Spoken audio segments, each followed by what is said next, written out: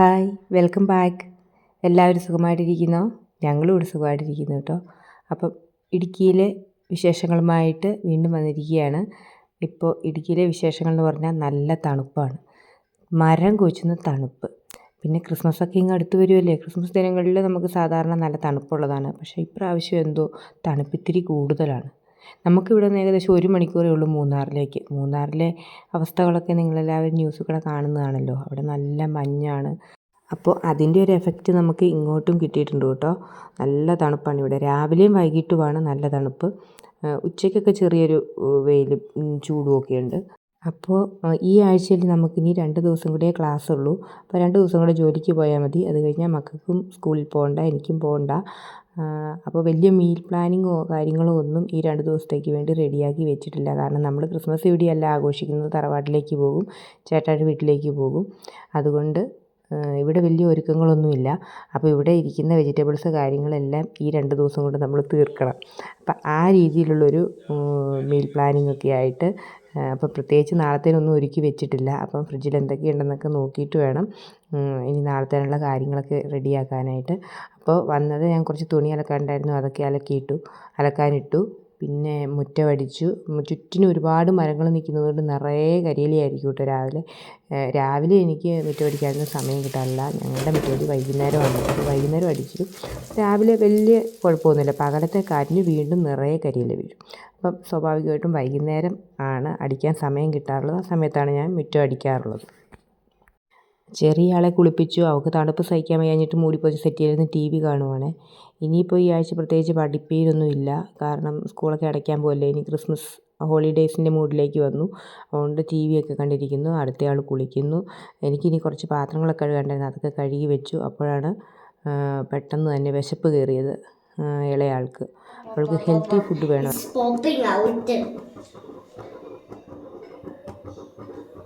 Mama, this one is popping out. What? It's popping like a popcorn. This one is hot. Don't touch. I'm eating the milkshake. I'm making a milkshake. അയ്യേ bread ഇരിപ്പുണ്ടായിരുന്നു, ഒരു ഏത്തപ്പഴം ഇരിപ്പുണ്ട്, 2 എണ്ണം ഇരിപ്പുണ്ടായിരുന്നു. അത് രണ്ടും കൂടെ വെച്ച് ഒരു തട്ടിക്കൂട്ട് സ്നാക്ക് റെഡിയാക്കി കൊടുത്തു. അത് റെഡിയായിക്കൊണ്ടിരുന്നപ്പോൾ തന്നെ ദേണ്ട കട ഗ്യാസും തീർന്നു. സാധാരണ ചേട്ടായുള്ളപ്പോൾ ചേട്ടായാണ് എനിക്ക് കണക്ട് ചെയ്ത് തരാറ്. ഞാൻ ഈ സാഹസികമായ പരിപാടികൾക്കൊന്നും പോകാറുള്ളതല്ല. പക്ഷേ ചേട്ടാ ഇന്ന് വരെ ഇത്തിരി ലേറ്റ് ആവുന്നത് കൊണ്ട് തന്നെ ഞാൻ കണക്ട് ചെയ്തേ മതിയാവൂ. കാരണം അല്ലെങ്കിൽ ഇപ്പോൾ വിശപ്പ് കൂടി എന്നെ പിടിച്ച് വിഴുങ്ങുന്ന അവസ്ഥയിലേക്ക് വന്നിട്ടുണ്ട്. അപ്പോൾ ഞാനിത് കണക്ട് ചെയ്യുവാണ് കേട്ടോ ഗ്യാസ്. അല്ലെങ്കിലും അങ്ങനെയാണ്. എന്തെങ്കിലും തിരക്ക് പിടിച്ച് നിൽക്കുന്ന സമയം, ഒന്നേ ജോലിക്ക് പോകാൻ രാവിലെ തിരക്ക് പിടിക്കുന്ന സമയത്തായിരിക്കും തീരുന്നത്. അതങ്ങനെ ഗ്യാസ് എപ്പോഴും ഇവിടെ തീരാറുള്ളൂ കേട്ടോ. പിന്നെ എക്സ്ട്രാ ഒരു കുറ്റി ഇവിടെ എടുത്ത് വെച്ചിരിക്കും. ഇതൊക്കെ നമുക്ക് മുൻവറിയാവുന്നത് കൊണ്ട് തന്നെ നമ്മൾ കരുതിയാണ് ഇരിക്കുന്നത്. അപ്പോൾ അതൊക്കെ ഒന്ന് കണക്ട് ചെയ്യുവാണ്. എന്നിട്ട് കണക്ട് ചെയ്തിട്ട് വേണം ഇനി സ്നാക്സ് റെഡിയാക്കി കൊടുക്കാനായിട്ട്. അങ്ങനെ ഗ്യാസൊക്കെ സക്സസ്ഫുള്ളി നമ്മൾ കണക്ട് ചെയ്തിരിക്കുകയാണ്. പക്ഷേ തിരിച്ചതിനകത്തേക്ക് ഇറക്കി വെക്കാനുള്ള ആരോഗ്യം എനിക്കില്ലാത്തതുകൊണ്ട് അത് പുറത്ത് തന്നെ വെച്ചിട്ടായിരുന്നു ബാക്കിയുള്ള കുക്കിങ്ങൊക്കെ കേട്ടോ. അങ്ങനെ ബ്രെഡ് ഒക്കെ റെഡി ആയിട്ട് വന്നിട്ടുണ്ട്. അപ്പോൾ അതെടുത്ത് അവൾക്ക് കഴിക്കാൻ കൊടുത്തു. 2 പേർക്കും കൊടുത്തതിന് ശേഷം ഞാൻ അല്പം കൂർക്ക ഫ്രിഡ്ജിൽ ഇടുന്നുണ്ടായിരുന്നു. കൂർക്ക സീസൺ ആയിട്ടുണ്ടെങ്കിൽ ഇവിടെ കൂർക്ക സ്ഥിരമായിട്ട് വാങ്ങും കേട്ടോ. എല്ലാവർക്കും ഇഷ്ടമാണ് കൂർക്ക കഴിക്കാനായിട്ട്. പിന്നെ ഇത് റെഡിയാക്കി എടുക്കാൻ ഇത്തിരി ബുദ്ധിമുട്ടാണ്.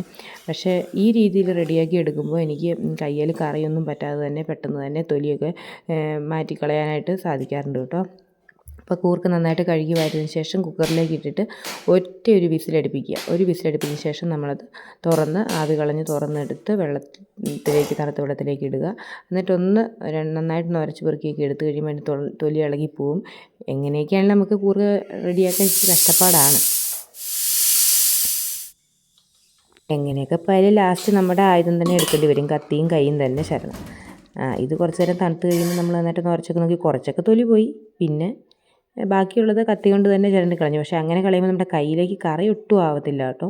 നാളെ ചോറ് കൊണ്ടുപോകണം. നാളെ ലാസ്റ്റ് വർക്കിംഗ് ഡേ ആണ്.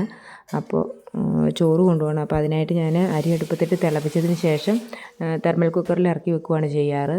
ഞാൻ ഇതുവരെ കുക്കറിൽ ചോറ് വെച്ചിട്ടില്ല. എനിക്ക് കുക്കറിൽ ചോറ് വെക്കാൻ അറിയത്തില്ല. ഞാൻ എങ്ങനെയൊക്കെ റെഡിയാക്കിയാലും അത് കുളമായി പോകാറേ ഉള്ളൂ. അതുകൊണ്ട് ഞാൻ എല്ലായ്പ്പോഴും ഇത് തന്നെയാണ് എനിക്ക് എളുപ്പമായിട്ട് തോന്നിയിട്ടുള്ളത്. ഞാനൊരു 10-12 വർഷമായിട്ട് തെർമൽ കുക്കർ തന്നെയാണ് കേട്ടോ ഉപയോഗിക്കുന്നത്. അപ്പോൾ നമ്മുടെ കൂർക്കയൊക്കെ വരച്ച് വന്നപ്പോൾ കണ്ടോ നമ്മുടെ കയ്യിൽ ഒട്ടും ചെളിയില്ല. എങ്കിലും ഇനി നമ്മൾ കത്തിയൊക്കെ എടുത്ത് പതിവ് പോലെ നമ്മൾ അംഗം തുടങ്ങുകയാണ്. ഇനി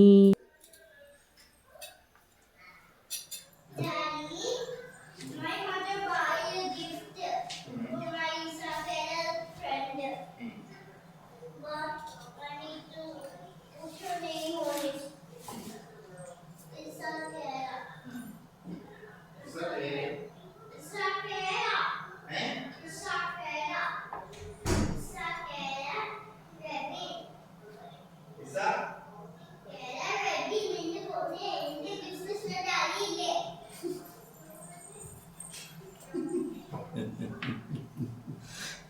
ഇതിൻ്റെ ഇടയിലൂടെ ഒരു കാര്യം പറയട്ടെ. നമ്മുടെ ഈ കുഞ്ഞു ഫാമിലിയെ സപ്പോർട്ട് ചെയ്ത കുറേ പേരുണ്ട്. എനിക്ക് വീഡിയോസൊന്നും കറക്റ്റായിട്ട് ഇടാനൊന്നും സമയം കിട്ടാറില്ല, ജോലിയും തിരക്കുകളുമായിട്ടെങ്കിലും എന്നെ സപ്പോർട്ട് ചെയ്യുന്ന എല്ലാ പ്രിയപ്പെട്ടവർക്കും ഒരുപാട് നന്ദി. ഇനിയും മുന്നോട്ടേക്ക് സപ്പോർട്ട് ഉണ്ടാവണം. ഒരു കുഞ്ഞു ചാനലാണ്. നിങ്ങൾക്ക് വീഡിയോകളൊക്കെ ഇഷ്ടപ്പെടുവാണെങ്കിൽ ഒന്ന് സബ്സ്ക്രൈബ് ചെയ്യാനും കമൻറ്റ് ചെയ്യാനും ലൈക്ക് ചെയ്യാനും മറക്കരുത് കേട്ടോ. Daddy, can you stick on the? എന്റെ phone വെച്ചിട്ടേക്കല്ലേ? Can you stick on the gift with the name on it? It's for Lisa Kera. Tomorrow need to give her a gift for Lisa Kera. Tomorrow. Yeah. But we need to put it right now. Come on. Right now, not. No, ma. Dad, I need to put it into this gift. അപ്പോൾ നാളെ സ്കൂളിൽ Christmas ഫ്രണ്ടിന് gift കൊടുക്കേണ്ട ദിവസമാണ്. അപ്പോൾ ഗിഫ്റ്റൊക്കെ already ഞാൻ മേടിച്ച് വെച്ചിട്ടുണ്ട്. അപ്പോൾ അത് കവർ ചെയ്തിട്ടില്ല, പാക്ക് ചെയ്തിട്ടില്ല.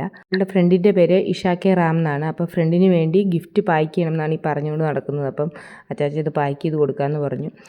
ആ നേരത്തിന് കൂർക്കയൊക്കെ ചെറുതായിട്ട് നുറുക്കി ഞാൻ ഫ്രിഡ്ജിലേക്ക് മാറ്റി വെച്ചു.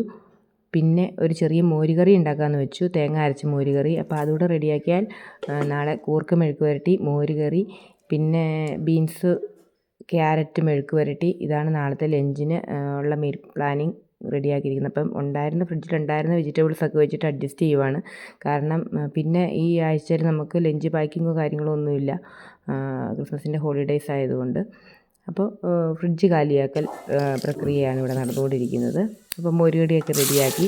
പിന്നെ ഒട്ടും പ്ലാനിങ് ഇല്ലാത്ത ഒരു ദിവസം എനിക്ക് തലേന്നെല്ലാം റെഡിയാക്കി വെച്ചില്ലെങ്കിൽ ഭയങ്കര ടെൻഷനാണ് കേട്ടോ രാവിലെ എണീക്കുമ്പോൾ. പിന്നെ എനിക്ക് എത്ര മണിക്കൂർ ഉറങ്ങാൻ പറ്റും രാവിലെ എണീക്കേണ്ടി വരുമല്ലോ. പിന്നെ ഞാൻ ഈ ബെഡിലിരുന്ന് എത്ര മണിക്കൂർ എനിക്കിനി ഉറങ്ങാൻ കിട്ടും എന്നുള്ളത്. അപ്പോൾ ഒരു 6 മണിക്കൂർ 7 മണിക്കൂർ 6.5 മണിക്കൂറൊക്കെയാണ് എൻ്റെ പതിവ് സമയം. ആ ഒരു ടൈമിങ് കറക്റ്റ് അല്ലെങ്കിൽ എനിക്ക് പിന്നെ ആ ടെൻഷൻ വരും. അയ്യോ 6 മണിക്കൂർ പോലും ഉറങ്ങാൻ കിട്ടുകയില്ല, നാളെ എനിക്ക് ജോലിക്ക് പോകണം, ആ ടെൻഷൻ. അപ്പോൾ ഞാൻ എപ്പോഴും അതുകൊണ്ടാണ് ഈ മീൽ പ്ലാനിങ് കൃത്യമായിട്ട് ഒരാഴ്ചക്കുള്ളത് ചെയ്തു വെക്കുന്നത്. അതെനിക്ക് ഒരുപാട് ഹെൽപ്പായിട്ടുണ്ട്. കഴിഞ്ഞ വീഡിയോയിൽ ഞാനത് പറഞ്ഞിട്ടുമുണ്ട്. അപ്പോൾ നമ്മുടെ കുഞ്ഞു വീഡിയോ ഇത്രയേ ഉള്ളൂ. Thanks for watching.